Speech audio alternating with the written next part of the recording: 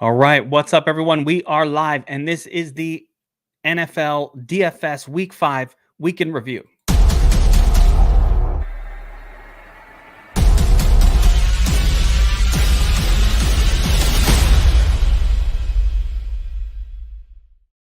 All right, what's up, everyone? Kevin Allen here from DFS Army, and as always, every week of the NFL season on Monday, we sit down, we take a look back at what happened the previous week, what went right, what went wrong, what did it take to take down a giant tournament.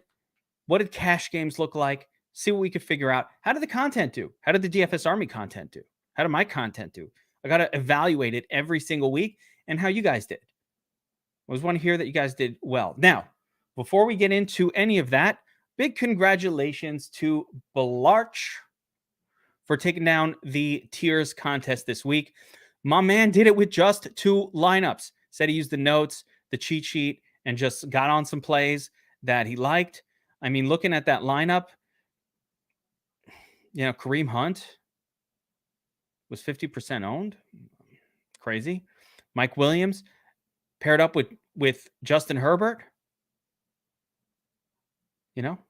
Fucking nailed it. 20K winner. Handcrafted lineup. Beautiful. So congrats to Belarch on that. We had a bunch of guys win last night's showdown on Fanduel. It was nothing to shake a fist at. Sorry, Scott. It was one of those giant tie groups that probably wasn't necessarily worth showing a screenshot of. Didn't make that much. My man Scotty also took down first place in the early slate 5K winner. So congrats to you there, Scotty Newman. All right. So what went right? What went wrong? It was a really interesting week, and I'm going to briefly go through my note sheet for the week. And, when it comes to the what went wrong, quite a lot in terms of pass catchers and quarterbacks went for me, right? Some of the guys I was actually highest on, Dak, Joe Burrow was one of my highest exposures. Daniel Jones was probably one of my favorite plays. I love Trevor Lawrence. Then the running quarterbacks. Conspicuously missing from this list is Justin Herbert, Tom Brady, who I actually did wind up playing in my MME, but not as a handcraft guy. And of course, certainly wasn't playing, Justin Herbert in that matchup. And that would come back to bite me and everybody else who didn't play him. So we'll get into that. As far as the running back position, we nailed it. This was the week where it was very easy at running back. As you could take a look here, Derrick Henry, obvious core play. Alexander Madison, obvious core play.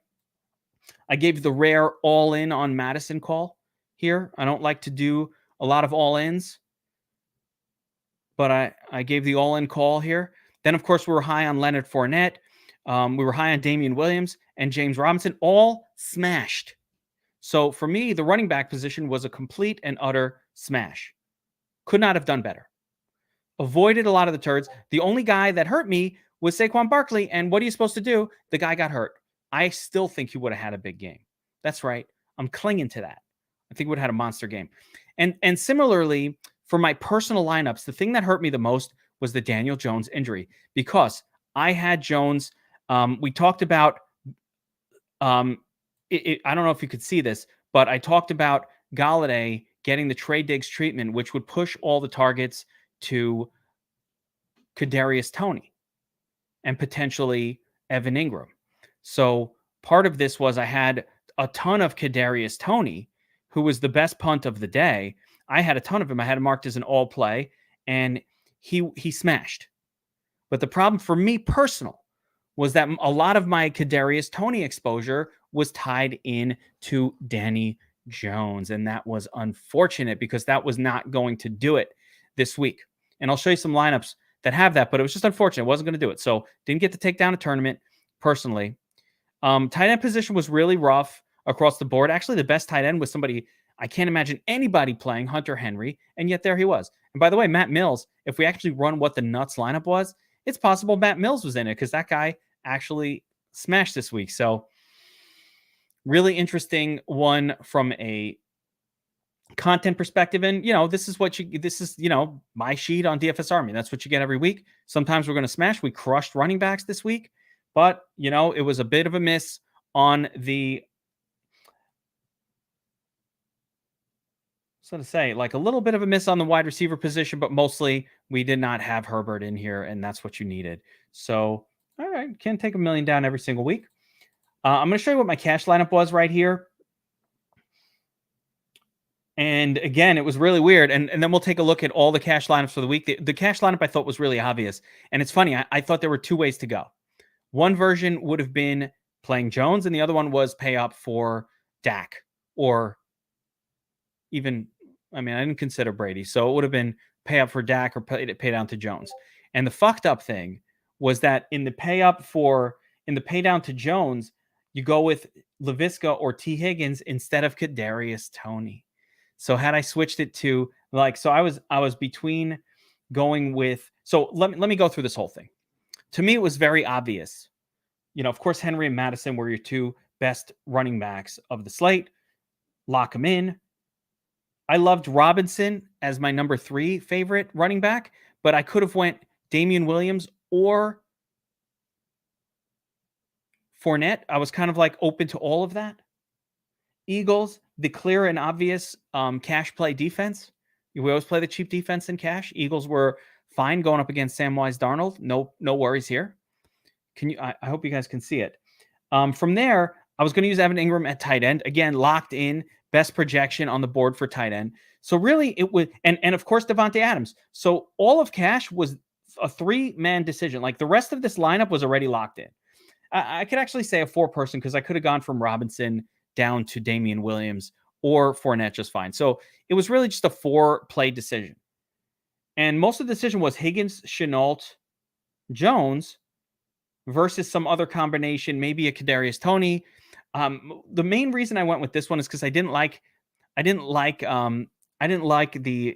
pay up options. If I went down to Toney, I didn't love the pay up options at wide receiver. If I went from Higgins to like 5,900, there was just no one there that I wanted at 5,900 at wide receiver. Wide receiver position was kind of weird. I wonder if I can show that. Probably can't. But like you couldn't get to really good wide receivers. The next one was kind of CeeDee Lamb at 6,100. That I would have been okay with. But I didn't think he was that much of an upgrade over Higgins.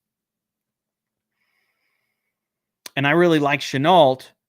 I thought he was in an amazing spot. I was really into that game. So I wound up going with this. And what hurt it wasn't the lineup. The lineup itself was great. What hurt it was Daniel Jones getting hurt early in the game. You're just not going to really crush your cash games when you have a quarterback that puts up 5 points. I think Daniel Jones was well on his way in that game to a 25-point affair. I think it was the right play. I would not change a thing about this lineup if I'm doing it again. I wouldn't change anything. What I would change is Daniel Jones don't get hurt. In the end of the day, I actually still wound up cashing a lot of my lineups here. You can see I won $160, and I'm going to show you my entries. So these were head-to-head double ups. I'm going to find the biggest one I could find here so we can, in the $25 double up, it cashes easily. Some of these it just missed the cash line. I think this might have been a miss. Yeah, this just missed in this double up. Here it needed to get to 50 to be in the money. Instead, so I was 3 points away from the cash line with a 4 from my quarterback. So that's how it went for me. But in the end of the day, if you look at the chalkboard kind of told you what to do. Again, we always use this in cash, and the chalkboard was very clear. So again, just showing how the tools at DFS Army really work to give you it makes the cash lineup simple most weeks. All right, who's the number 1 guy? It was almost even between Prescott and Jones. So you could pick one, right? At running back, Madison, Henry locked in, and Fournette. Okay. That would have been a perfectly great cash game approach and the right approach. I always like switch it up. So I went with Robinson because I got to be cute. But Fournette was probably this trio of running backs right here. They were the nuts. And again, we don't adjust this the next day. This is what it was yesterday. At wide receiver, obvious, we play Davante Adams, and you could go CeeDee Lamb, and you'd have to pay down in order to fit that to Kadarius Toney. There was no other way. Tight end, Evan Ingram, clear. And of course, we always go with the cheapest viable defense. The cash lineup was just spelled out for you right here. And again, the only question was, after Davante Adams, who are the other 2 wide receivers you use? You kind of stick with 2 studs, you're good to go. And you were borderline forced to play Kadarius Toney. I ended up going with T. Higgins. Again, these are all good plays, whatever. So just a reminder that the DFS Army tools here, they really point you in the right direction, especially for cash games. And, you know, it made the approach very, very obvious. What I did, I don't regret. Just Daniel Jones got hurt, and so that hurt the lineup. He was 33% owned in cash. You know, these two guys, 85%, 84%. So you see here the protection of ownership. You're not losing cash games with those decisions. And, you know, high owned Evan Ingram, fine. T. Higgins, low owned. So that was out on a limb. Chenault was not low owned. He was very high owned in cash too. So there we have it. And I cashed in about half of the entry, so it didn't make a profit, but it didn't really lose money. It was just kind of a break even for me.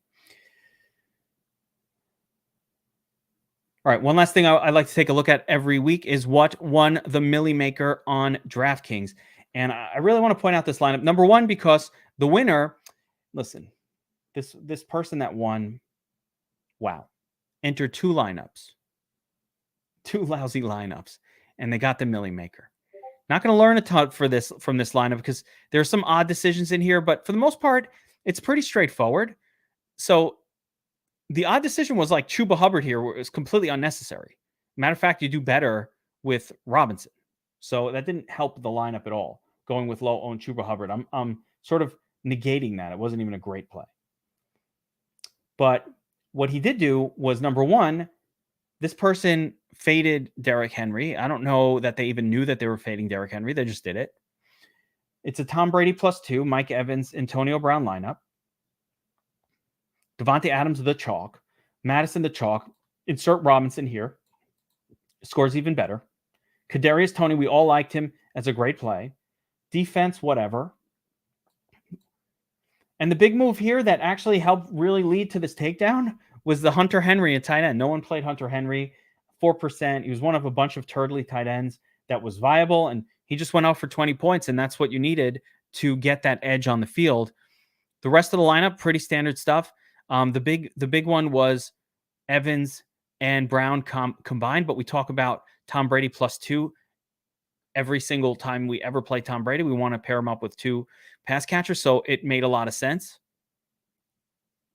And congratulations to, you know, N Corner 25 on taking down the Millie. Now, I like to go through some other things in showing these contests. So once again, I'm going to show you real quick some of the results from the mass multi-entry. Yeah, no Miami bring. You did not need a Miami bring back at all. And he didn't use one. He didn't need one. So I'm going to show you a winner, in this case, that came off of somebody who used an optimizer and made 150 lineups. So Cowboys 282. Let's take a look at his winning lineup. Now, he came in second place in the Millie Maker. So right behind that other lineup. And note the difference was he used the same James Robinson that I said. So a more optimizer. This is like such a achievable lineup. It's crazy when you see what came in second. So Tom Brady +2, comeback of 1, a very, very obvious trio.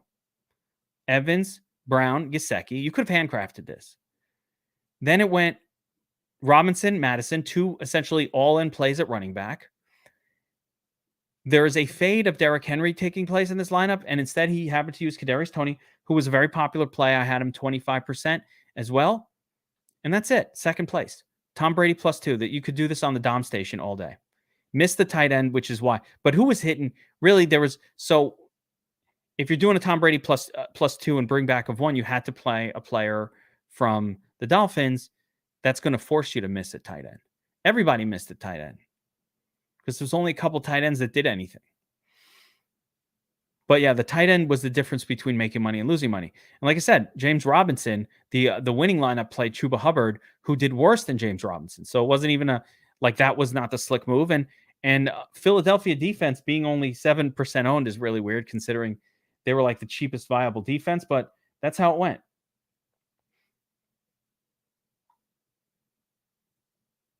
You needed that combo of Brady, Evans, and Brown to really take you there. I wound up playing some Brady, but I didn't get the combo. I didn't get it. I don't know why. Didn't hit it.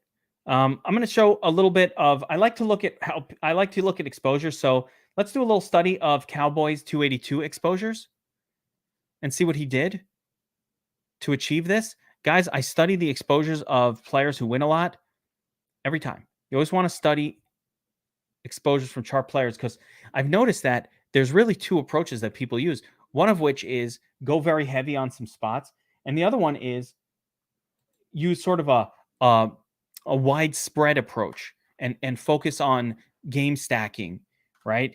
So, real quick, looking at Cowboys 282, obviously as a Cowboys fan, he loaded up on Daniel Jones and Dak Prescott. Went heavy on Fields. Maybe he's watching DFS. Maybe he's a DFS Army member. Then Brady, Burrow, Lance, a little Derek Carr, Jacoby Brissett. He even got some Herbert in there, but not enough. Not enough. I don't really understand why anybody would go 1%. This is like allowing the optimizer to do its thing. So to me, this person is probably doing less controls on his optimizer and just letting it roll, because you're not forcing 1 or 2%. Yeah, you needed Brady +2. And as a lesson going forward, Brady's not getting there unless he's dragging 2 with him. So always play Brady +2. Only the running quarterbacks really should be +1.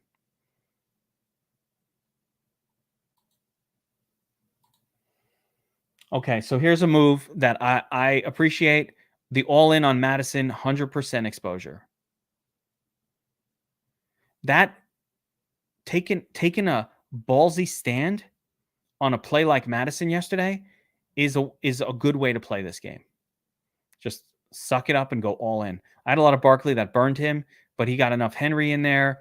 It's a little surprising. He doesn't really have the greatest group of running backs in general. And based on these percentages, 100, 25, 50, 70, 80, 90, based on these percentages, this person probably does not allow running back in the flex on DraftKings. Just if you look at the way the percentages level out, it only equals out to about, let's say, 210% or something like that. So this person is only using 2 running backs, and he went all in on Madison. So he just mixed it up in the RB2 spot, going heavy on Henry, Barkley, Swift, all fine. A little Zeke. Everybody did good. Not enough Damian Williams. Definitely not enough Fournette. He stayed off some of the chalk. Wide receiver, let's see. Yeah, I mean, sometimes it's better lucky than good. And in this case, 40% Kenny Golladay, really not great. A little bit of leverage on Devontae Adams, but here's where it went well. A lot of Mike Evans, who was very low owned, only 5% owned, and that smashed. Not even super high on Antonio Brown, but it was enough to pair up with Evans. Dude, that was just 1 week, Vince. We know it when it's coming. We knew this was a good week for it. So, yes, when it sets up like this, when it's set up like last week, yes. But it's not always going to set up like that. Like the last few weeks, it's been really hard and they haven't smashed. But all of a sudden, you got these running backs who are cheap and priced right in great situations. Yes. So, what it is let's observe the slate and make a decision based on what we see. Like I knew this week, I was like, yeah, I'm cool with running back in the flex because I love these running backs and I love their matchups. But there are a lot of weeks where the matchups look weird or bad or something like that. So we have to judge it on a week over. Like just because it was the last 2 weeks in a row, it doesn't mean it'll happen again next week. It's just like, oh, that's what happened. So maybe going forward, it'll still be that way. But we have to observe it. Man, I want to look. I'm dying to do a first look right now, but we won't. So just a little heads up what we're going to do. I want to show a little bit again, remind everybody not to be too upset if you lost money.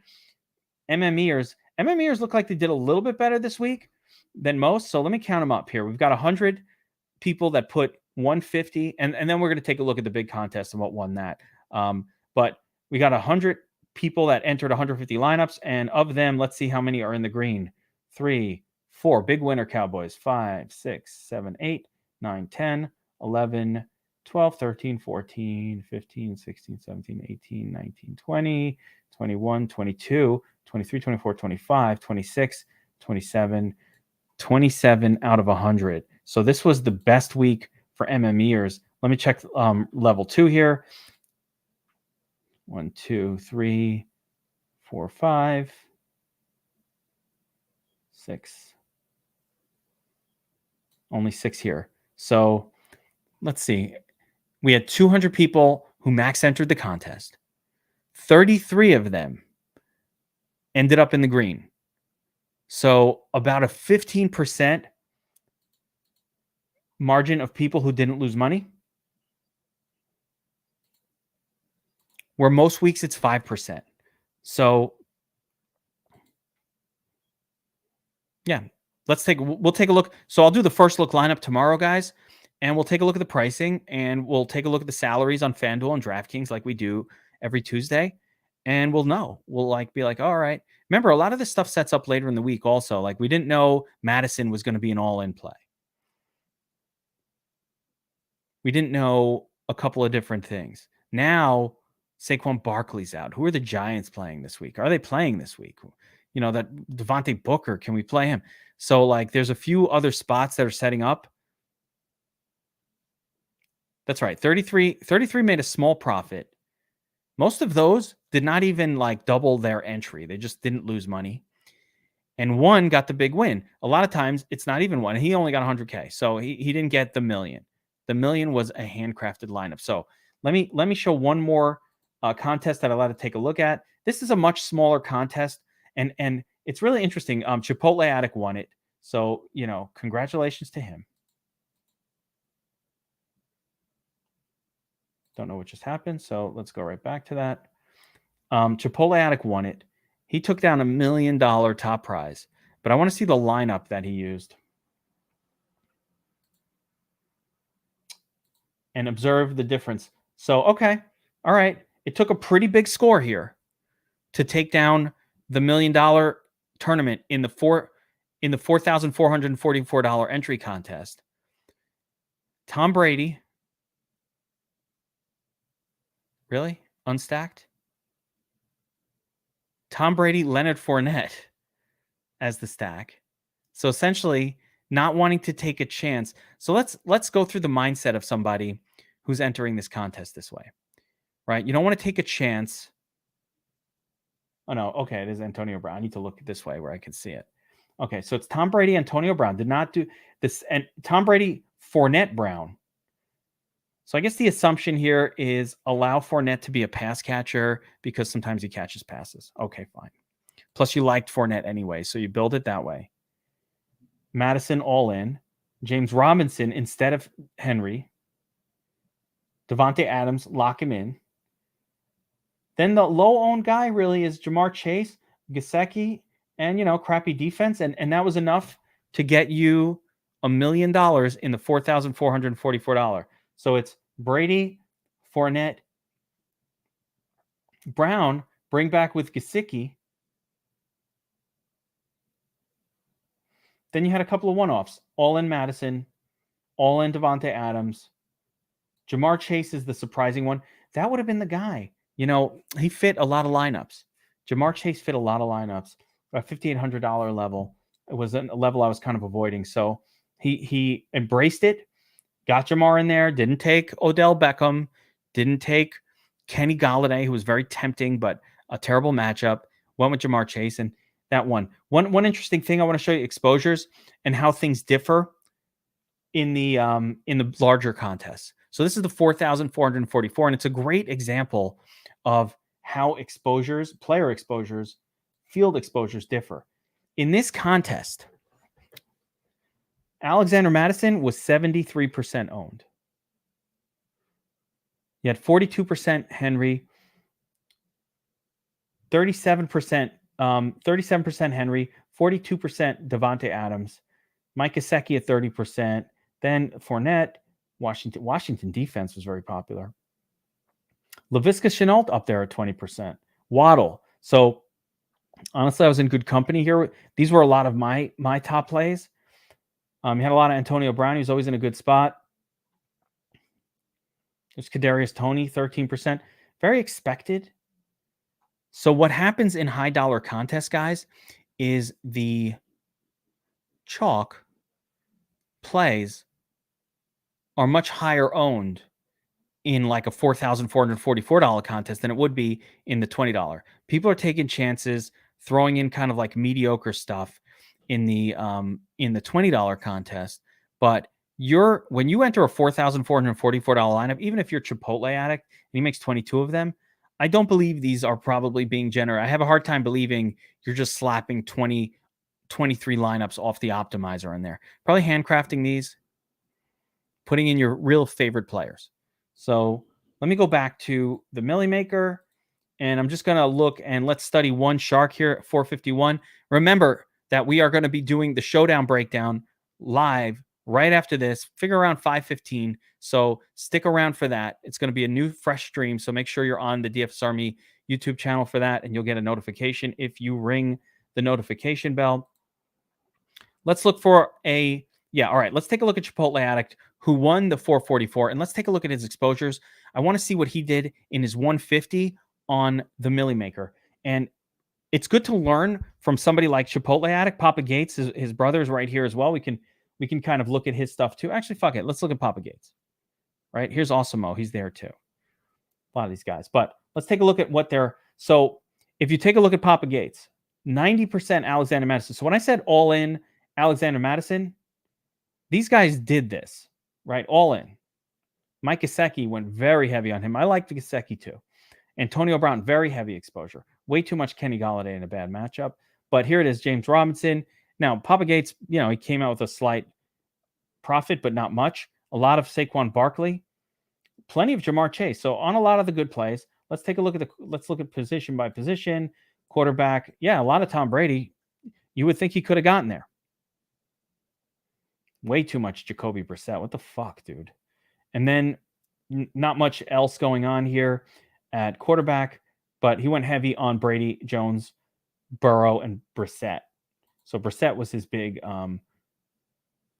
alternative play. Faded Derrick Henry. Faded some chalk at running back. Yeah, Danny Doge killed me. At wide receiver, all in on Antonio Brown. Little Cooper, a little Chase, not under the field on Adams a little bit. Where is Kadarius Toney? Almost none. So that, that's going to kill you. 60% Gesicki. So he took a lot of chances. Let's see what Awesomeo did. Awesomeo almost broke even. Almost. He loaded up on Tommy Terrific. There it is. 48%. So note that even 48% Tom Brady was not enough. Even though Tom Brady was the nuts quarterback, that was not enough to carry Awesomeo over the finish line. Then he played some Mac Jones, Brissett. I guess these turtly, somebody must have been talking up Brissett somewhere. I don't know what the fuck that's about. But it was all Tom Brady, and then a very, very low mix of these other guys. Let's see what went on at running back. Again, load up on Madison, clear-cut play, lots of Fournette, Damian Williams. A little bit of a fade on Henry as well. So a lot of fading of the most expensive running back from some of these guys. Really interesting. I mean, this trio was good enough, again, to win. Weird, the heavy fade of Derrick Henry. Wide receiver, a lot of Jacoby Myers. This is purely a projections play. Chris Godwin, fine. Brown was great. Terrible Brandon Cooks. Waddle, Moore, Devontae Adams under the field. For a guy who had, I'm assuming he did not double stack Brady, and that's what killed him. Because, interestingly, 50% Tom Brady, only 10% Mike Evans, 34% Antonio. So it was mostly a very specific Tom Brady to Antonio Brown stack. These were not double stacked. That's what hurt you, Alex, bro. Double stack. Don't listen to me. He knows what he's doing. And, of course, loading up on Gesicki, Waller, Brate. None of this chalk Evan Ingram. So going a little below the field on chalk Evan Ingram. Philly defense, fine. Cheapest defense, good play. So I'm just going to go back and look at one more thing here. You know what? I want to see the lineup. Let's see the best lineup. But my guess is it's not double stacked. Yeah, this is the issue. So the reason it didn't work, Brady, Robinson, Fournette, very, fine. Devontae, great. Brown. The issue here was this spot, and Madison, of course, all in. Needed Mike Evans here. Needed the double stack. Did not have the double stack. So he did a Brady 1-1. I don't believe this is even a double stack. I think Fournette probably just showed up in this lineup. Let me look at some other lineups to see if they're double stacked. Nope, there's a double stack there. There's a double stack there. Oh, no, they are double stacked. Okay. You know what? I stand corrected. No. Yeah, they are double stacked.